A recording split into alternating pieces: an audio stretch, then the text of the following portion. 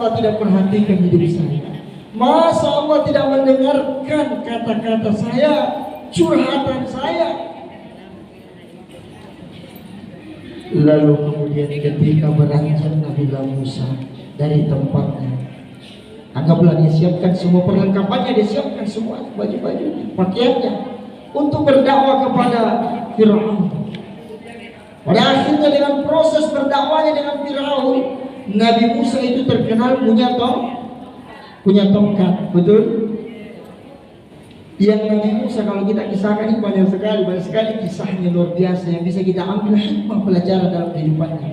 Sebab kenapa? Para nabi dan rasul itu menjadi suri toladannya orang-orang beriman, utamanya Rasulullah SAW.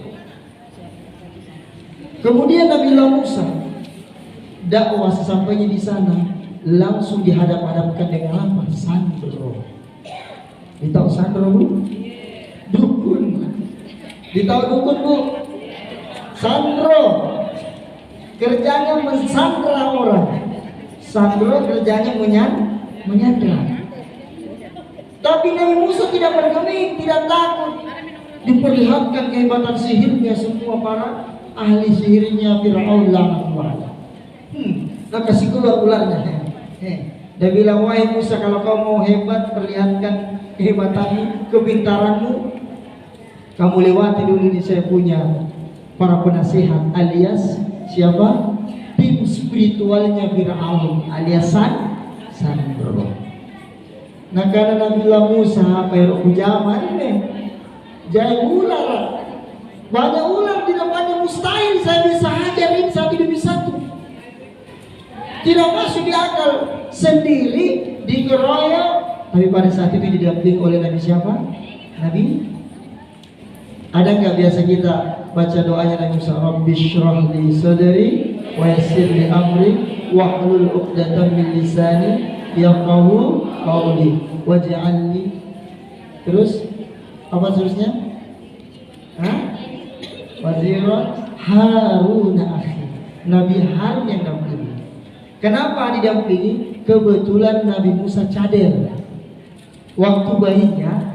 Pada saat ketahuan istrinya, sesingkat ini kisahnya, bahwasanya dia menggendong seorang bayi dan dia tidak tahu kalau bayi itu adalah seorang nabi kelak, maka kepada Nabiullah Musa ini diberikan cobaan.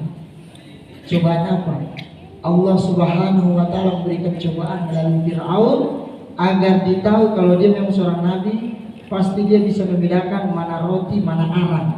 Arangan apa namanya, batu arang yang membara itu, yang arang-arang hidup. Lalu ketika disuguhkan antara roti dan arang, ketika tangannya Nabi Musa, namanya anak ajaib, seorang nabi, baik loh, mau mengambil roti, tiba-tiba malaikat Jibril alaihissalam memindahkan tangannya mengambil arang. Lalu maka ada bilang aman, oh bukan nabi. Itu singkat kisah. Lanjut, pada saat Nabi Musa berdakwah menjelaskan tentang apa yang dilakukan oleh Fir'aun sebagai orang yang menyesatkan, bahkan dia mengaku ana rabbukumul a'la, saya adalah Tuhan yang paling tinggi di atas muka bumi ini. Pernah dengar kisahnya itu? Nabi Fir'aun mengaku sebagai Tuhan, pernah? Mengaku sebagai Tuhan, bahkan seumur hidupnya Fir'aun laknatullah tidak pernah sakit. Di dalam kitab Ar-Risalatul Anbiya disahkan, kenapa dia tidak pernah sakit? Nasabakul namandre, kalau dia makan tidak pernah ada sisa makanannya, habis bersih. Lalu apa yang kedua? Kebiasaan orang Arab, dilumat tangannya. Nalepa inakan makan salah. Narana ustaz dan lain pasal dilepak, makanya dipotong dong kupingnya.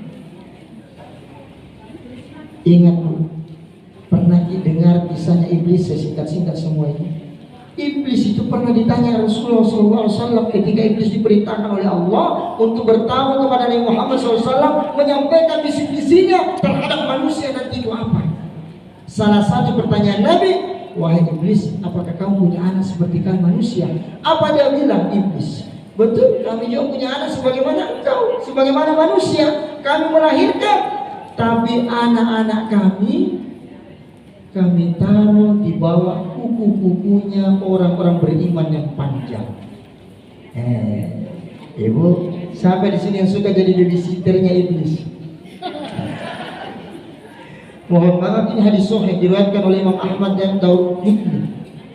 Panjang ini hadisnya, kurang lebih 2 lembar setengah tulisannya. Iblis menjelaskan soal misi-misinya. Salah satunya, kalau dia punya anak baru lahir, di mana dia taruh? Di bawah kuku-kukunya orang-orang beriman. Jadi pada saat mandre itu ya rohani, babynya iblis, maka jangan heran. Mohon maaf, banyak wanita gampang kemasukan.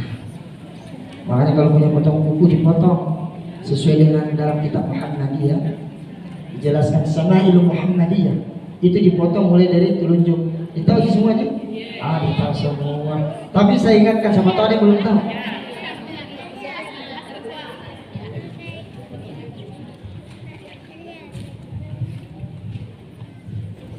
Dimulai dari telunjuk. Ini dari sana kita lihat. Kalau kita lihat, ini yang terakhir. Ini terakhir dari sini. Jadi terakhir jempol kanan. Dimulai dari telunjuk. Cara potong kuku yang sesuai sunnah baginda Rasulullah SAW. Terakhir jempol kanan. Bisa dipahami, Bu? Kalau kaki Ustaz, kaki mulai dari kelingking kanan rata sampai ke kiri. Apa akibat manfaatnya bagi orang yang suka potong kuku? Dia akan terhindar dari penyakit ain. Tahu penyakit ain, Bu? Sekarang ada namanya sihir ain. Tahu sihir ain, Bu? Ain itu artinya mata, 2 mata. Tapi ada satu mata yang kita kadang-kadang tidak sadari. Mata apa namanya? Mata batin. Makanya mata batin terhijab untuk melihat berbagai macam kebaikan. Jadi ingat tadi caranya itu dari sini. Kemudian selanjutnya lagi, sampai di mana tadi Nabi Musa? Cadel sampai berdakwah, diperhadapkan dengan sihir ular. Singkat ceritanya, setelah berdakwah selesai, Nabi Musa diperintahkan oleh Allah, wahai Musa, lemparkan tongkatmu. Pada saat dilempar tongkatnya, Allah izinkan dengan kun fayakun, berubahlah tongkatnya menjadi ular besar. Seluruh ular-ular yang ada di depan yang tadi mustahil bisa dia kalahkan, keajaiban Allah hadir pada saat itu. Akan terima, dia makan semua itu ular-ular. Kaki Firaun, dia bilang, Musa ini bukan sembarangan orang, Musa ini bukan orang biasa. Sehingga dia rubah isu, dia bikin informasi hoax. Karena nanti jangan saya banyak mengikut dengan Nabi Musa. Musa inilah rajanya tukang sihir, Musa inilah orang begitu, pokoknya disebut semuanya. Disematkan berbagai macam keburukan kepada Nabi Musa. Apa yang terjadi ketika dia beranjak dari tempat kerajaannya Firaun? Tiba-tiba mereka berunding, bagaimana kalau kita bunuh saja itu Musa. Setelah itu dapatlah dia wahai Musa, sesungguhnya engkau dikejar oleh Firaun untuk ditangkap dan akan disiksa, akan disandra. Maka Nabi Musa dengan bala pengikutnya, ya banyak mengikuti ajaran Nabi Musa. Dikarenakan apa? Dikarenakan melihat berbagai macam hal yang tadinya tidak masuk di akal, mustahil. Kok bisa? Berarti ajarannya Nabi Musa itulah ajarannya yang sesungguhnya bisa mendatangkan kebaikan dan kebahagiaan hidup. Maka seluruh bala tentara Fir'aun laknatullah alaih mengejar gerombolannya Nabi Musa beserta pengikutnya. Sesampainya di laut apa namanya, Bu, yang sudah naik haji? Laut Merah. Itu kisahnya kisahnya Laut Merah kan yang berawal dari situ tadi. Bu, di belakang bala tentara mungkin bunuh tentara-tentara yang siap membunuh. Di depan laut apa digunakan mati? Kira-kira masuk di akal nggak? Mustahil. Nabiullah Musa tidak pernah mengetahui kalau dia akan berhadapan dengan dua keadaan kondisi yang tidak bisa mendapatkan apa? Mendapatkan jalan keluar. Maka apa yang terjadi? Marah nih pengikut wahai Musa, bagaimana ini? Siapa nama pengikutnya Nabiullah Musa, ada yang tahu? Kaum apa namanya? Bani Israel. Bukan itu yang Israel yang buang-buang itu saudara di Palestina. Bukan, lain. Maka kaum Bani Israel protes, Musa, minta sama Tuhanmu, bagaimana ini? Tadi kamu sudah perlihatkan kesaktian, kehebatan. Bilang tunggu, belum ada perintah dari langit. Dia panggil jalur langit. Belum ada. Apa yang terjadi? Maka pada saat itu dengan penuh kesabaran turunlah wahyu kepada Nabi Musa. Ya Musa, ini barang tidak masuk di akal. Tongkat, pernah nggak kita coba kayu dipukul di air terbelah itu air? Pernah nggak? Tidak pernah toh? Wahai Musa, pukulkanlah tongkatmu ke laut. Pada saat dipukul dengan izin Allah, aradallahu syai'an ayyakuna lahu kun fayakun, terbelah menjadi 12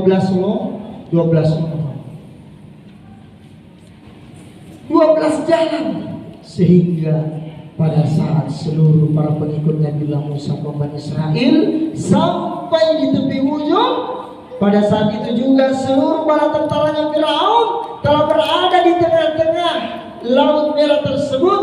Dengan izin Allah, Allah kembalikan kembali. Menjadi apa? Menjadi mereka semua dimatikan dalam keadaan kafir, termasuk Fir'aun laknatullah alaih. Tapi ada yang hebat, Fir'aun itu bukan orang sembarangan. Istrinya wanita soleh. Siapa namanya, Bu? Siti Asia. Biasa dilihat tuh sekolah Asia, TK Asia. Berarti dia mendapatkan salah satu informasi baik untuk memberikan nama sekolah Asia itu, karena dibalik kemustahilan yang dia hadapi oleh sosok wanita soleh, memberikan apa? Memberikan kehebatan yang luar biasa.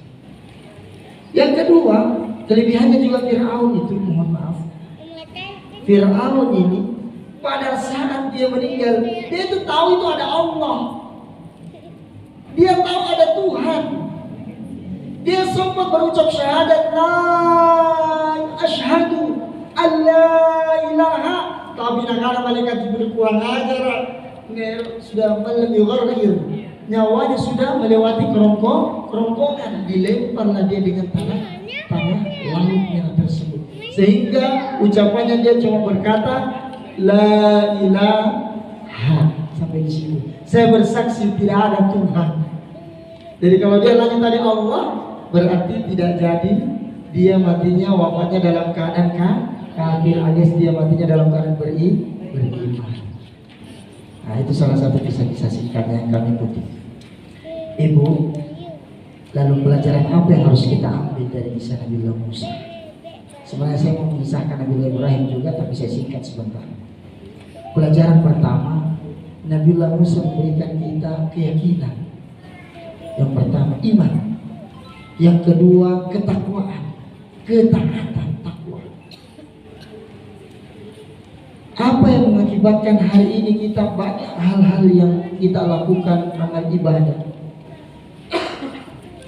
itu justru membuat kita semakin, mohon maaf, semakin apa?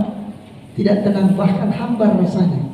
Contoh kecil, baca Al-Quran tak dodok, itu wajar. Tapi kalau kita baca Al-Quran tak dodok, harus diperiksa, harus diruqyah. Contoh kecil. Tapi kalau nonton film XX1 bioskop, matanya begini. Sampai yang hebatnya lagi, dia tadaburi. Di dalam tadabur, apa dia tadabur? Dia hayati. Narasap itu film yang ada di tolongan. Nggak menunjuk di tempat sini kalian tuh. Dengan bodohnya di perempuan. Film begitu luar biasanya, cerita fiktifnya dia betul-betul resapi, hayati makna daripada kisah, padahal itu film. Sifatnya fiktif alias tidak nyata. Al-Quran, apakah fiktif itu Al-Quran? Fiktif atau original? Fiktif itu palsu, artinya palsu atau original? Al-Quran adalah sesuatu yang menjadi pedoman petunjuk bagi seluruh manusia. Syahrul Ramadan alladzi unzila fihi al-Quran hudan lin-nasi wa bayyinatin minal huda wal furqan. Semoga kita semua dipanjangkan umur tak berjumpa dengan bulan suci Ramadan. Amin. Di bulan suci Ramadan di dalamnya telah diturunkan Al-Quran hudan linnas, menjadi petunjuk seluruh manusia. Wabayyinatin minal huda wal furqan, dan menjadi bayyinah, pemberi penerangan, penjelasan yang memberikan keterangan hidup. Nanti kamu kalau hidupnya begini, nanti kamu begini. Kalau kamu begini, nanti akan begini.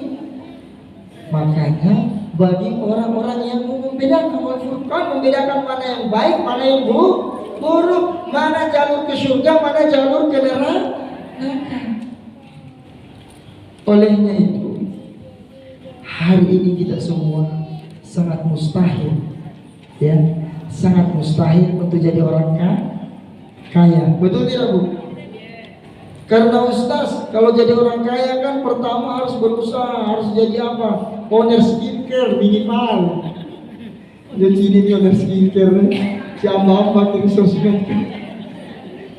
Kok Ustaz bisa tahu? Dan kalau urus kenapa ini?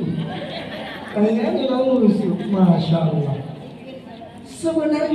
Sebenarnya itu 13 kunci rezeki. Mau tahu? Kunci rezeki yang paling terakhir itu apa? Kerja. Yang terakhir nomor 2 apa? Menikah. Tadi sudah dibahas oleh Bu Hati Ustaz. Jadi ingat Kijang melanggar itu 19 tahun Budi Anata. Iya, 19 tahun. Ustaz, tidak masuk di akal Bu ini anakku kalau nanti dia tidak menikah, bahaya nanti begini dan begitu. Ketemu mungkin sama Pak Imam, nanti dikasih solusinya. Cocok lagi, bisa gini. Tapi jangan sampai solusinya malah menghancurkan.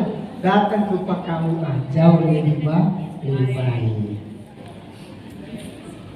Kemudian hari ini pun juga kita, mohon maaf, kita kan semua mau bahagia.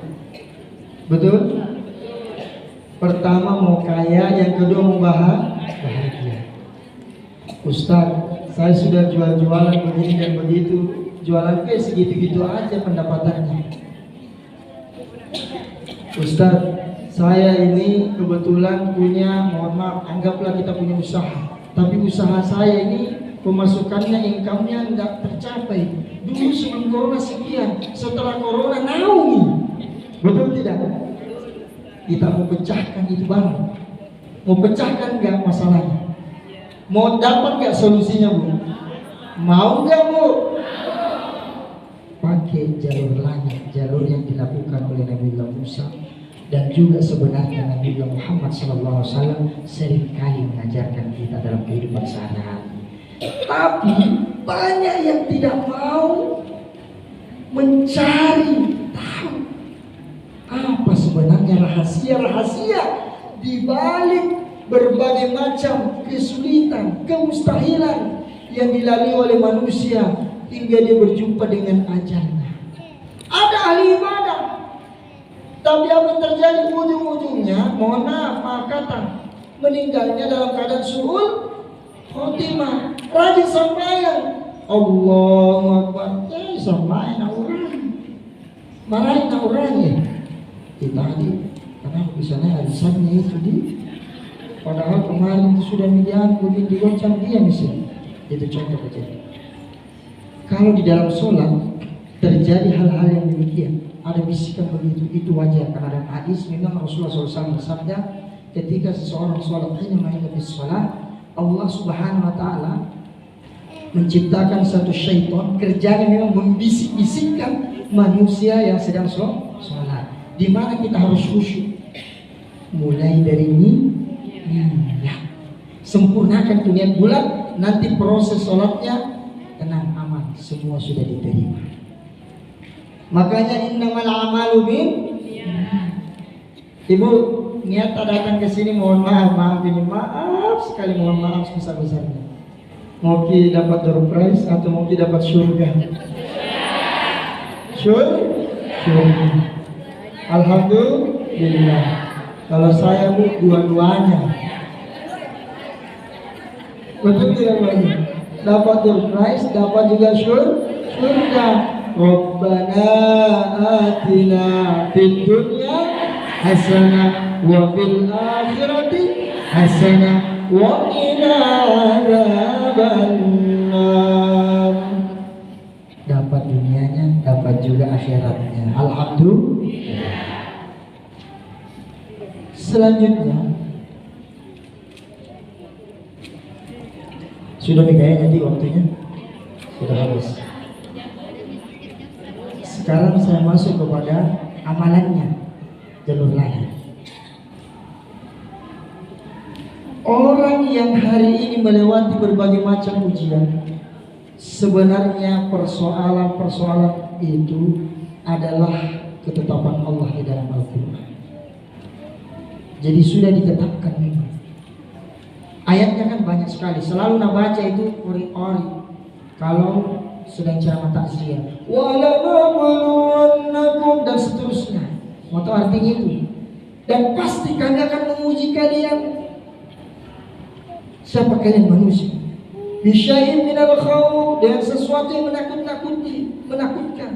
Wajur, rasa lapar. Nanti nanya dia bukan boleh maling dan itu sebagainya.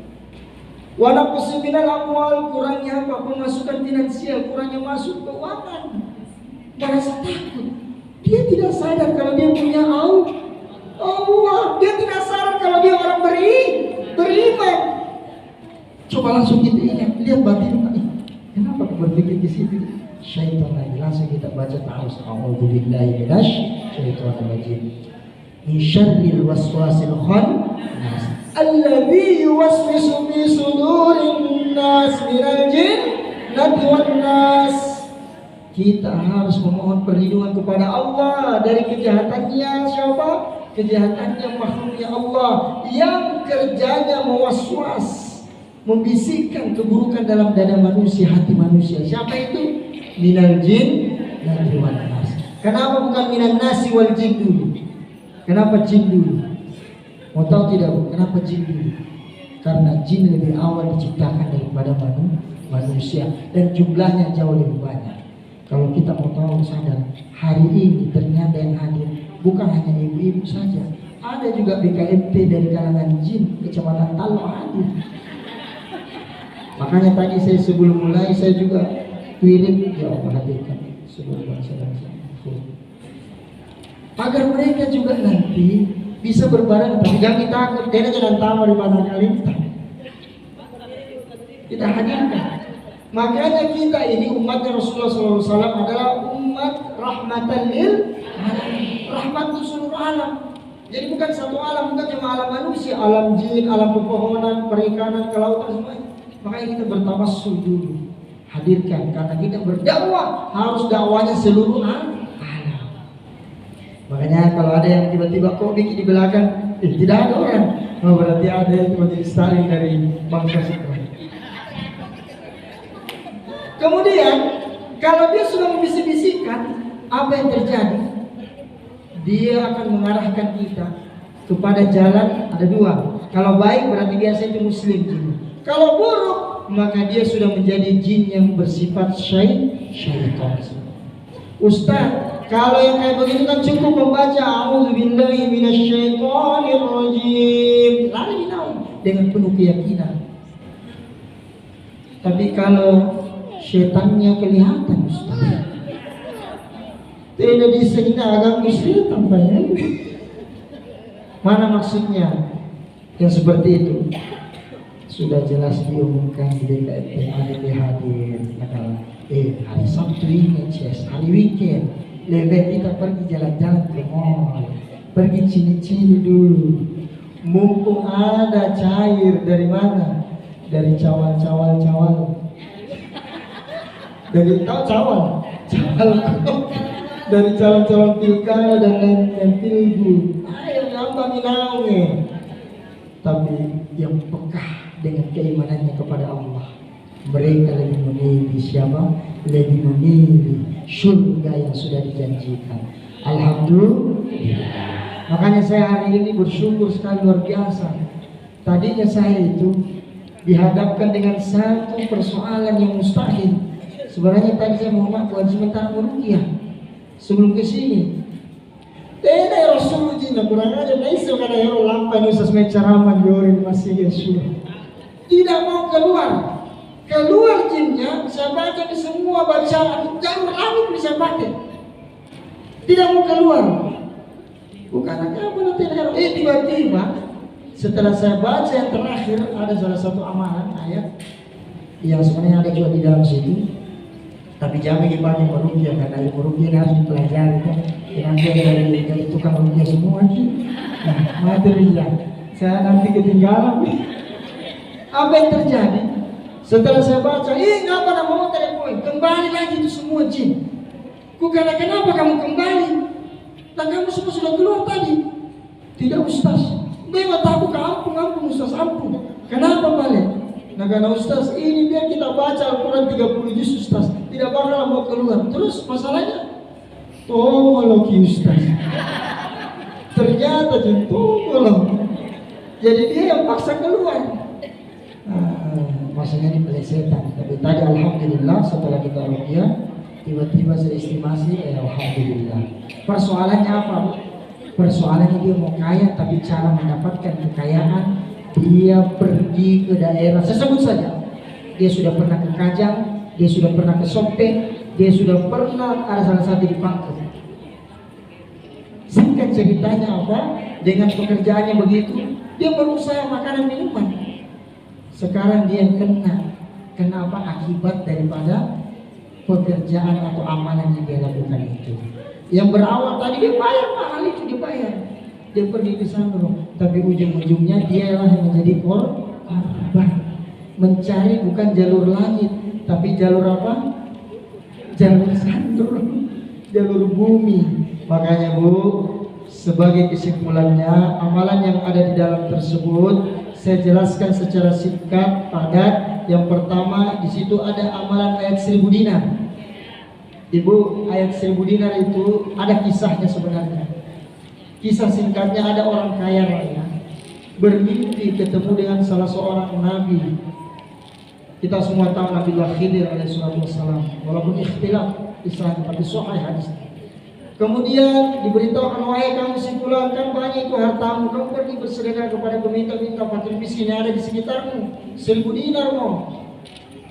Kalau bahasa kita. Setelah itu pergilah besoknya dia. Tapi dia kurang yakin, belum cukup. Dia malamnya datang lagi begitu. Sampai hari ketiga terus bermimpi, baru dia sempurnakan mulai dari awal sampai akhir dia bersedekah sejumlah sebanyak 1000 dinar. Apa akibatnya? Singkat cerita, malamnya dia tidur bermimpi lagi. Lalu orang tersebut yang bertemu dengan orang kaya, dia kasih amalan. Itulah amalan yang ada di dalam surah At-Talaq ayat 2 sampai ayat 3. Lanjut kisahnya, terakhir sebagai kesimpulan kisahnya, perjalananlah dia menuju ke satu wilayah untuk berdagang, naik kapal. Di pertengahan dia naik kapal, orang tadi ini, pedagang ini, tiba-tiba dia dihadapkan dengan keadaan yang mustahil dia bisa selamat. Angin topan, ombak yang sangat besar, sehingga menghampas perahunya, menghantam batu karang, pecah. Semua orang yang ada di atas kapal itu tidak ada yang selamat kalau dilihat keadaan kapalnya. Tapi dengan izin Allah, orang tersebut mulai dari awal naik kapal sampai Allah selamatkan, pada akhirnya dia selamat sampai ke tepi pantai bersama hartanya. Karena kenapa? Dia selalu berzikir membaca ayat 1000 yang dia dapatkan dalam tidurnya. Itu salah satu kisah sahihnya. Jadi ini amalan. Di situ kan tertera berapa kali di situ dibaca, Bu? Berapa, Bu? Ya? Setiap habis?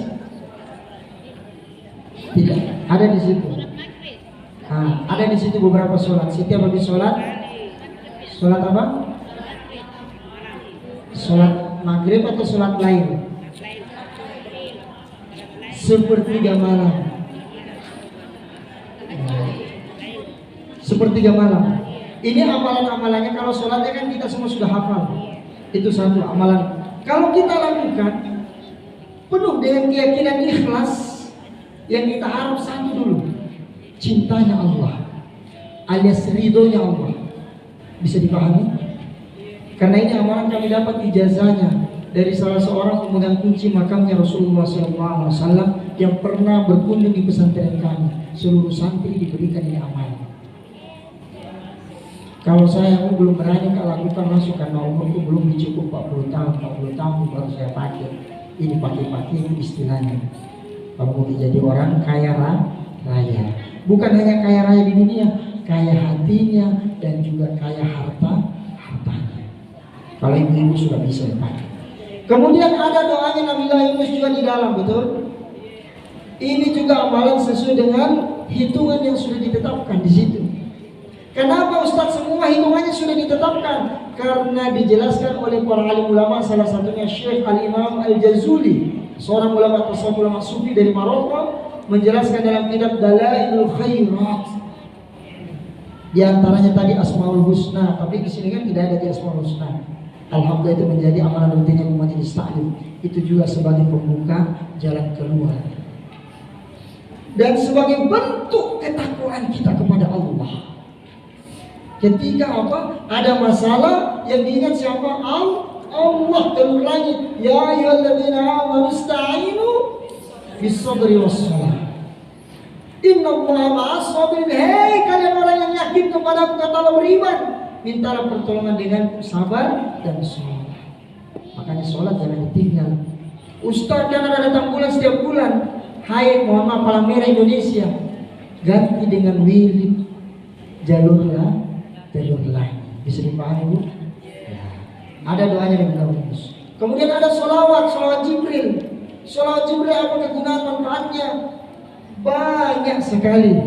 Namun waktu tidak cukup. Salah satu intinya Allah Subhanahu wa taala tidak matikan kecuali matinya dalam keadaan syahid dan husnul khatimah. Hari-harinya selalu diberikan kebahagiaan, ketenangan, tidak pernah mendapatkan gundah gulana di dalam hidupnya. Nah, di situ sudah ada bilangan-bilangannya semua. Kalau kita baca dengan penuh keyakinan, mengharapkan ridha Allah, ikhlas lillahi ta'ala, 40 hari saja coba kita. Allah berikan hal-hal yang ajaib dalam hidup kita. Selama satu, tidak melakukan perbuatan dosa. Apa itu dosa yang paling terbesar umat Islam? Ketika meninggalkan Allah. Meninggalkan siapa? Allah. Maksudnya dia punya Tuhan selain Allah, alias dia tanpa sadar syirik. Kalau dibahasakan istilah, sudah tahu asal berkumandang masih santai. Sudah tahu Allah mengingatkan kita sebagai insan pelupa, fitrahnya yang punya sifat lupa dan selalu melakukan kesalahan. Dia sengaja lupakan Allah, padahal Allah yang menciptakan dan mematikan, padahal Allah yang mengkayakan dan memiskinkan. Allah kalau memiskinkan orang sekejap, seperti di kampungku itu Palopor, di Palopor sana, karena itu orang itu sebenarnya asli orang Bugis. Di sana itu kena bencana, pernah itu banjir bandang, rumah sampah, lumpur sama batu. Rumah saya itu 2,5 meter itu lumpur masuk di dalam, tidak boleh surut. Tapi keajaiban ilahi, kami pakai ini amalan, tiba-tiba ada sumbangan luar biasa. Memang ada semua dari kementerian dapat rumah, tapi ada rezeki tak disangka-sangka. Kami rubah itu rumah menjadi pondok pesantren tahfizul Quran berbasis apa? Klasik untuk anak yatim piatu atau anak yatim atau piatu yang kehilangan orang tua. Kami tampung di sana putri-putrinya. Karena diantaranya mereka banyak yang menjadi anak-anak yang tidak jelas. Ada yang di Makassar jadi anak nakal. Kami dapat beberapa data-data kami cari. ternyata disalahgunakan oleh oknum-oknum yang menyelamatkan. Nah, seperti itu. Jadi kembali itu tadi amalan kalau kita lakukan, salah satunya 1000 dinar, kemudian selanjutnya doa Nabi Yunus. Doa Nabi Yunus ini sebenarnya ini salah satu amalan bukan hanya untuk menyelesaikan masalah, juga untuk penyehatan tubuh badan. Sama dengan sholawat. Kalau kita sering-sering sakit perut, sering-sering pusing, perbanyak baca itu la ilaha illa anta subhanaka inni kuntu minadh dhalimin. Kemudian yang terakhir, sholawat kalau kita sering lakukan itu kurang lebih 40 hari saja, apa yang terjadi? Allah Subhanahu wa taala menjelaskan melalui hadis Nabi, diangkat derajatnya 10 kali lipat levelnya. Yang kedua, Allah hapuskan seluruh kesalahan dosanya, diganti dengan 10 kebaikan-kebaikan. Jadi satu sholawat bagaimana kalau 100 kali? Semoga kita semua mendapatkan keutamaan daripada amalan jalur langit untuk mengarungi melewati kehidupan yang sifatnya mustahil, untuk mendapatkan keajaiban ilahi Allah Subhanahu wa taala.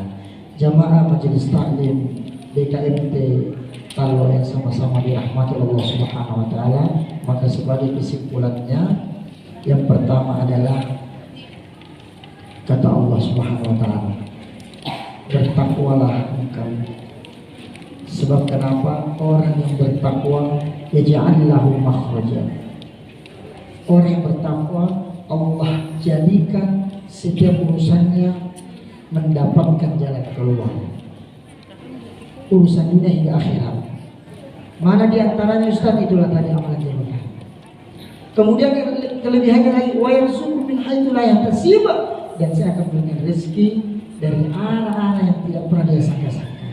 Yang kedua, dia tidak pernah menduga rezeki itu bukan cuma uang, harta. Rezeki yang paling penting dalam kehidupan manusia dua, kesehatan dan kesempatan umur panjang. Waktu. Kita hadir di sini dikarenakan sehat dan meluangkan waktu. Nah, kesimpulan yang kedua, Ibu, jangan dipandang enteng amalan yang kecil, walaupun sedikit. Boleh jadi dikarenakan amalan tersebut menyebabkan Allah ridha dan memasukkan kita ke dalam syurga-Nya. Amin ya rabbal alamin. Dan terakhir kesimpulannya, mari kita sama-sama berdoa kepada Allah agar kiranya kita diberikan keistiqomahan konsisten untuk mentaati segala perintah Allah dan meninggalkan segala larangannya, atau dengan kata istilah takwa, melawan kemustahilan hidup demi meraih keajaiban ilahi menggunakan jalurnya Allah, yaitu jalur langit, atau dengan istilah kata PPA, pola pertolongan Allah Subhanahu wa taala. Demikian apa yang dapat kami sampaikan. Terlebih dahulu kita berdoa. Mari kita sama-sama berdoa, semoga Allah Subhanahu wa taala memberikan kita semua keberkahan dunia dan juga keberkahan akhirat. Ala hadhihi wa likulli niyatin shalihah bi syafaati Rasulillah sallallahu alaihi wasallam wa lillahi ta'ala sya'ul lana wa lahum bi barakatil Fatihah.